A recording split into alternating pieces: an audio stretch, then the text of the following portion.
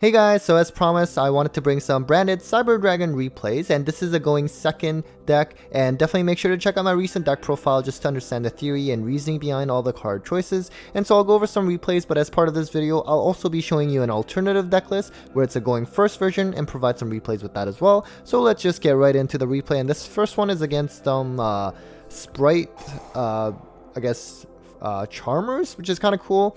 And so he's gonna start off with the Prosperity. Our hand is not looking great. Obviously it's a little bit clunky. Double Magnemite, that doesn't help. Clockwork Knight without the Cyber Dragon stuff also doesn't help, but at least we have access to the Branded Fusion play, which is really what you're trying to do with this deck. You just want to turbo into Branded Fusion as much as possible. So he's doing the typical Spright line. So we have the blue now, gets the red. Kind of weird way, but I mean, you know, dumping. I guess maybe he doesn't play Angler. Maybe that's something else with the Charmer stuff, and he also has this continuous spell. We're gonna start with the Magma Nut. I'm trying to also kind of force out some back row or even the Sprint effect. I do need that. Is actually pretty sneaky good. So we're gonna get the Branded Fusion, and then we're also gonna just chain the Cyclone just so we can drop it and get rid of both at the same time. This one basically just survives and pops a card. We don't really care about Luber. That's totally fine. And this is where the Cyber Dragon stuff comes out, and I also have to pause here a little bit. So let's just get to the part where we fuse. So you're gonna see that we did not get to pop back row with Chimera Rampage Dragon, and so the reason for that is because if you're not familiar with the ruling, this is a when you can effect, which means it can miss timing. And the easiest way to remember, basically, in this variant at least, you know, your Albion Dragon has to be Chain Link 1 for this to be able to pop spell on traps. And so you might be wondering, well, how is this not Chain Link 1 when I'm turn player party? And that is because the Awakening of the Possessed, this is a mandatory effect, and that's why this became Chain Link 1 and Albion Dragon became Chain Link 2. And so that's why, you know, we summon Rampage, but unfortunately it does not get to pop the back row. So something to keep in mind, and you can make sure to watch my Cyber Dragon ruling videos. I'll link below. We do dump a couple machines. I make a mistake here. I dumped a Naxter. Kind of a habit from playing pure Cyber Dragons where I have multiple Naxters and I send one just to be safe sometimes. In this instance, not a good choice. And this is really funny. He uses starter in the end phase. He didn't have enough life points, so he actually killed himself. So I had a good laugh at that.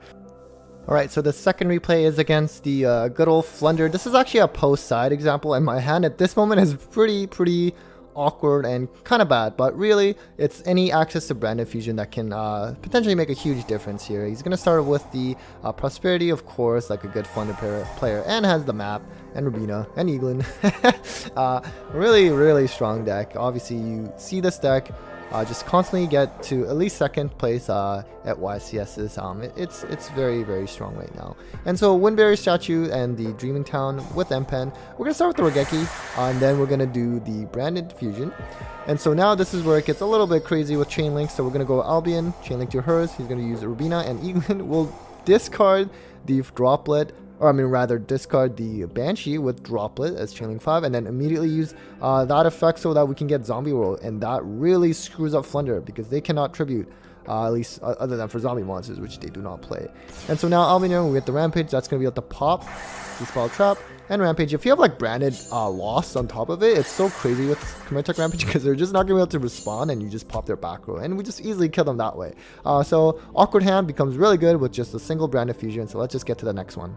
Alright, so this next one is against Swordsoul, which is a solid tier 2 strategy, and even had a couple YCS tops at Sydney just recently. He's going to start with the Ashuna, get the Tenny stuff going, and yeah, Swordsoul is pretty solid, I would say. Definitely feel free to check out some of the deck profiles I've posted recently regarding this deck.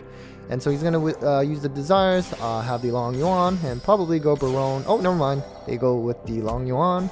And then just some follow-up plays as well, and the Blackout is usually pretty strong. Our hand is kind of decent. We're just trying to bait out at least one of these two so that we can change apart the other one. This one could potentially banish that, but instead he's going to banish this one instead.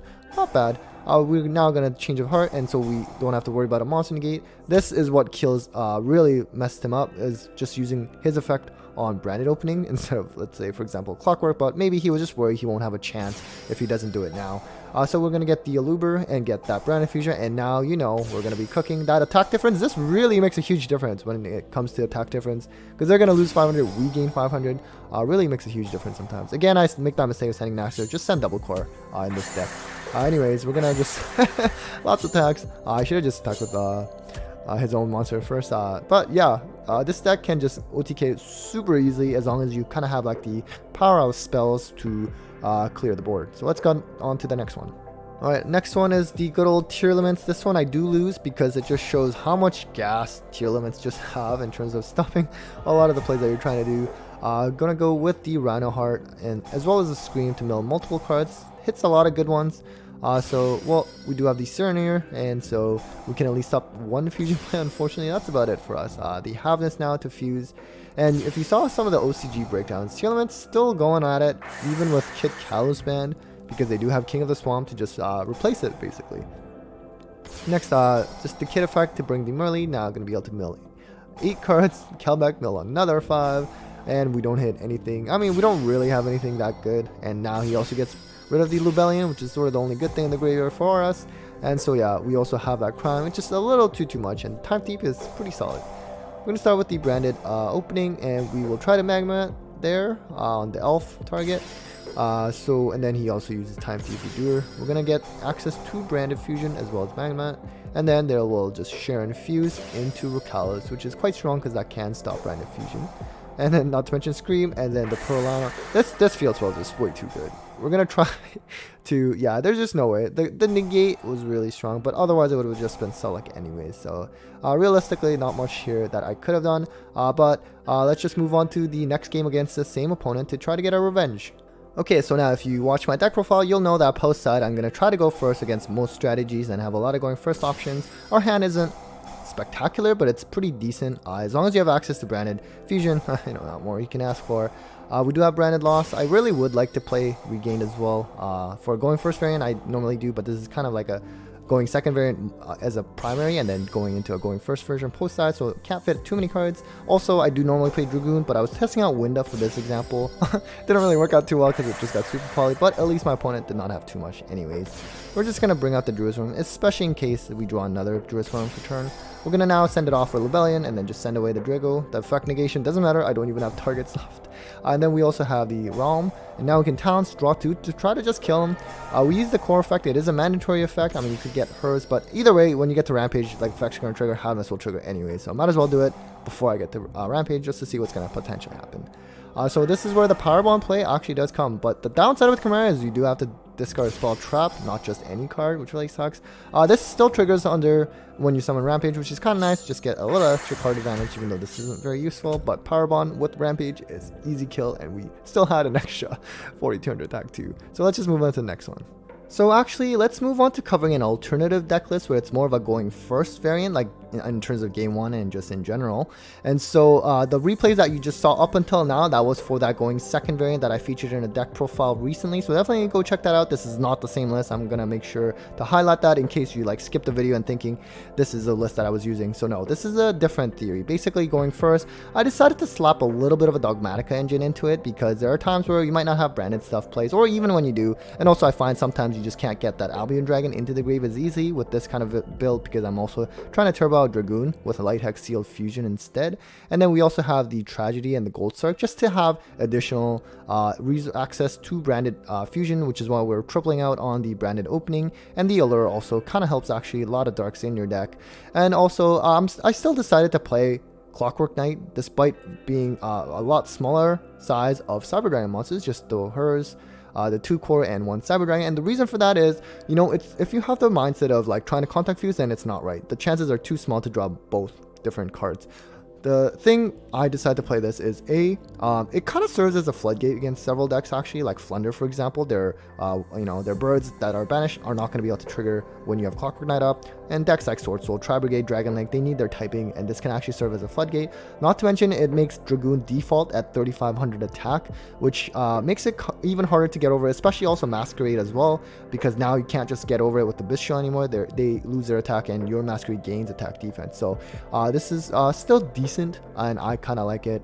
And so and we're also of course now main decking the branded banishment as well as also regain, which is kind of nice because with the overflow, when you banish for a Cyber Dragon to pop, then because they're light monsters, you can actually put them back into the bottom of the deck and draw one, so that's kind of nice. And you also have the punishment as well, and this is because you can't really play branded beasts in this deck because, again, if you were to potentially draw Clockwork Knight, they become machines and it just conflicts, and because you can reliably get to branded beasts, so that's why I didn't want to play that.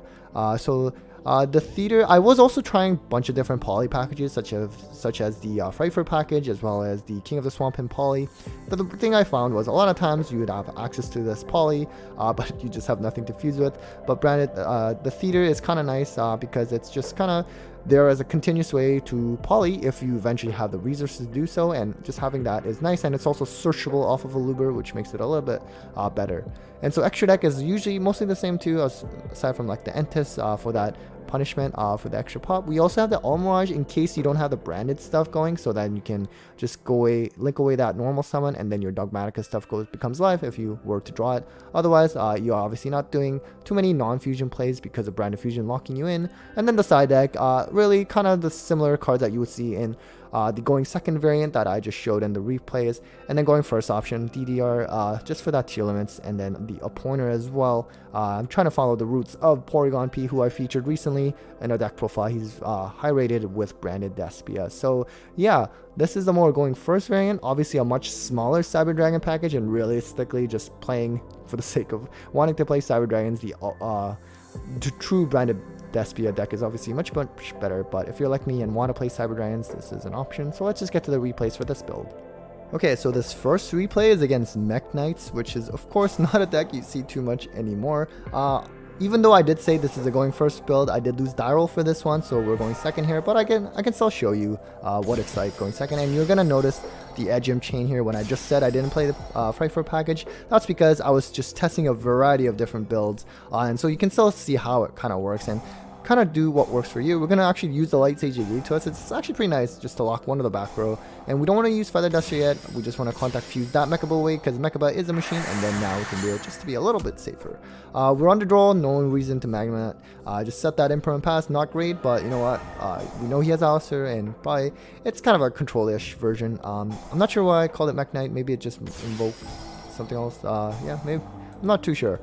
So anyways, we have some hand advantage now, Frightfur, so we do get the poly access, and in this instance I should have also used Light Sage first, by the way.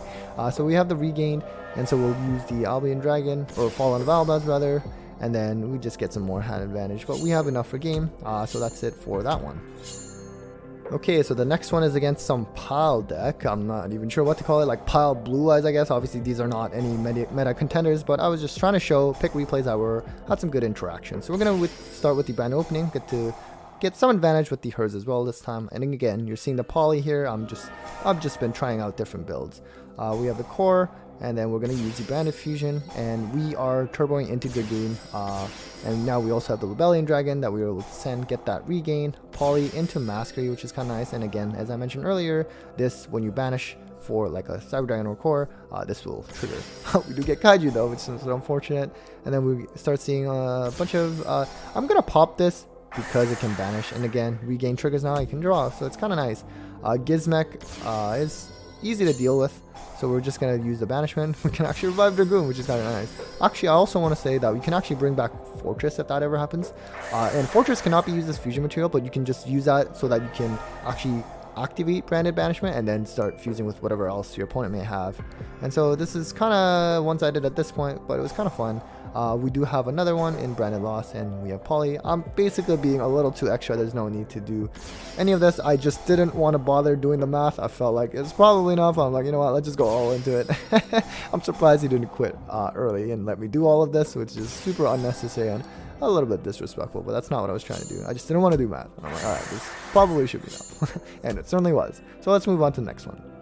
Alright, so this next one is against Spright, and his hand looks really awkward, and somehow I still end up losing this, unfortunately. So we're going to do core, get that overflow, which is great against Spright. You like just pop that normal body. Although, of course, if they have the Beaver and they have extra body, it's kind of harder. We do have the Dragoon. Oh, actually, no, he drew his Worm, which sucks. It prevents our Dragoon line, but we can just go into Mirror Jade instead. We did get to draw off of Regain, though, which is kind of nice. The Nimble Beaver gets the Angler. Now he has two bodies, so we're just going to try to pop both of them. And so we will also, this is where I'm playing that Dogmatic Engine. I was trying out the Ash Dragon, but eventually I decided, you know what, Flora was just not worth it. It just kind of lead to clunkiness as well. And so unfortunately he's going to use my Mirror Jade against me. We do have the Ash, unfortunately. He has the call by. Too bad we drew off that Imperm. If it's something that we could have set before and had access to it earlier, that certainly would have changed things, but oh well. And so now Gigantic. And so we're basically dead, but it was still interesting, even despite that awkward hand of Spright. He played it well, and certainly it's a good deck. This is actually the deck that I'm personally running right now from a competitive tournament perspective, but I really want to take the branded Cyber Dragons, start taking that as well. So let's move on to the next one. Okay, so I thought it was fitting to end the replay with another branded strategy. I guess you can call it a mirror, not really, because ours is a lot jankier. And you do see the Edge Chain in this replay as well. Just I was testing that out a lot. I really like the hand advantage it gives because you're playing Dragoon, but I just felt, again, not too much use for Poly as much as the actual branded Dyspia builds. We do get Super Poly here, unfortunate. And Masquerade, it's pretty annoying, but we at least have a way to get rid of it for now. It will come back, but when it does come back, it will not be able to burn you because it's not Fusion Summon anymore, and it does get banished. Unfortunately, the negate will make this permanently 0, but Clockwork's giving 500. And so he does have the Aluber top deck, but we do have the Imperm, which is kind of nice. So he just, I guess, but he does, this is why Theater I like. It's just continuously there and gives pressure. And it also has a revival effect, which is actually pretty sneaky good. And so we are going to use Core's effect, and we can just, unfortunately we only play one fortress. I kind of want to play another one. It's a little hard though, right? Like you're mostly branded Despia essentially. He's gonna, I mean, the Luber doesn't matter. We have extra attack. I could have put hers in attack for additional damage. Probably was for the best. Then he's just gonna, I guess, yeah, just surrender there. So that was it for the multiple replays involving branded Cyber Dragons. I'm really excited with this new strategy. The BYSTIALs make it a bit more feasible in this current format. And whether you're going second or whether you're playing or going first variant, hopefully you find one that works for you. And yeah, hope you enjoyed the video, and let me know if you have questions. Take care, everyone.